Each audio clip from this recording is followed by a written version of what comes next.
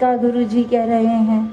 तो वो आगे से गुरुजी समझाते हैं कि ये दिखावे का शोर, ये अहंकार का शोर, कि मन में तो भाव ये था कि सेवा भाव से नहीं, समर्पित भाव से वो एक धन समर्पित नहीं किया जा रहा था, पर ये दिखाने वाले कि मेरे साथ जो सेवा करते थे वो वहीं के वहीं रह गए हैं।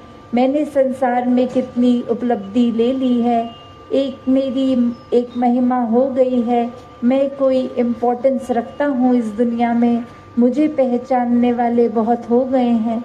तो ऐसा भाव वो जब गुरु ने उस लिए ही पहचान लिया क्योंकि एक वो झलक गया मन का भाव। तो कैसे, चाहे वो शोर रूप तो आवाज़ नहीं आई, पर फिर भी वो अहंकार का शोर, और ऐसे न जाने कितने ही शोर हम इंसान अपने अंदर पाल लेते हैं, हमें पता भी नहीं लगता अक्सर कि एक हमारा कोई व्यवहार ही किसी और को दिल को एक तड़पा रहा है, हमारा व्यवहार एक किसी और के लिए नुकसानदायक बन रहा है। बस इसी में लगे हुए हैं कि हमसे ज़्यादा तो बल किसी में नहीं है, हमसे ज़्यादा ही बुद्धि तो किसी में नहीं है, हम जितने श्रेष्ठ हैं उतने तो और कोई एक इंसान भी हमारे मुकाबले का नहीं है। तो जहाँ एक परमात्मा की बात आती है, परमात्मा को तो वही भाते हैं जो अपने मन से समर्पित होते हैं, अपने अहंकार को त्याग के सिर्फ हर एक से प्यार करते जाते हैं। और वही इंसान ये जानते हुए भी कि परमात्मा को एक प्यार के साथ ये नाते में रहना है, इस प्यार के रिश्ते को परमात्मा स्वीकार करता है, फिर भी हर पल लगता है किस प्रकार अपनी ही अहमियत बनाई जाए, खुद को एक अहंकार से चूर।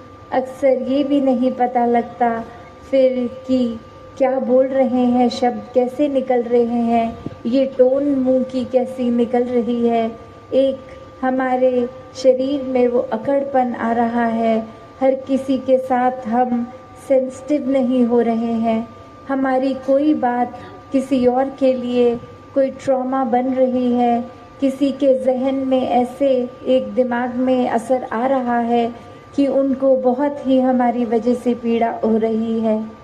तो जो भी अपने आप को इस परमात्मा से जोड़ के रखता है, वो जाने अनजाने कभी भी किसी के लिए पीड़ा का कोई ऐसा काम नहीं करता, क्योंकि सारे एक्शन, सारी सोच, सारे कर्म, सारा व्यवहार इस परमात्मा के ही आसपास केंद्रित रहता है।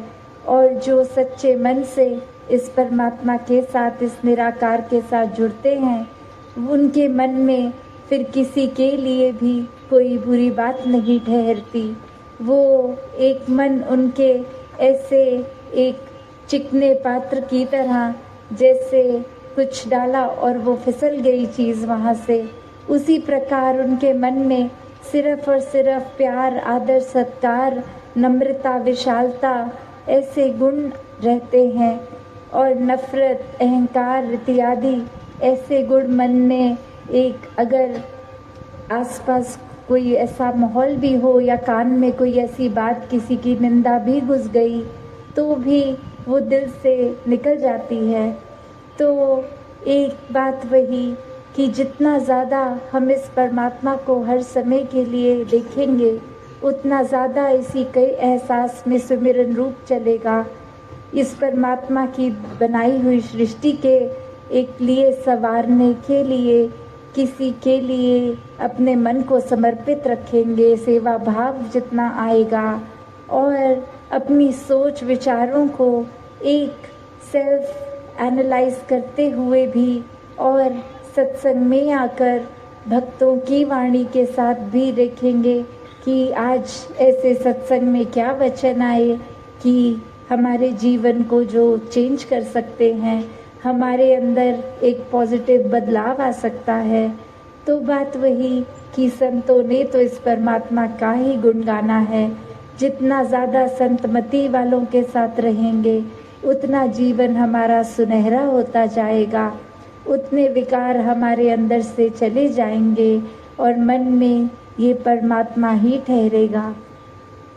तो कैसे अपने जीवन में जहाँ हमारी कोशिश जितनी ज़्यादा इस निराकार दातार परमात्मा से जुड़कर रहने की होगी, और वो भी कोई कल्पना से नहीं जुड़ना कि परमात्मा तो ऊपर आसमानों में है या कोई और जगह पे केंद्रित है।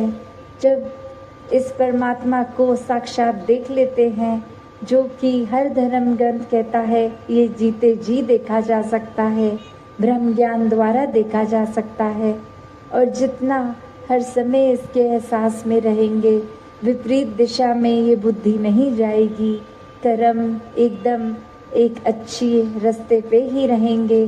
जितना ज़्यादा हम इस रूहान परमात्मा से जुड़ेंगे, उतना ज़्यादा ही वाकई ही एक असली इंसान बनेंगे।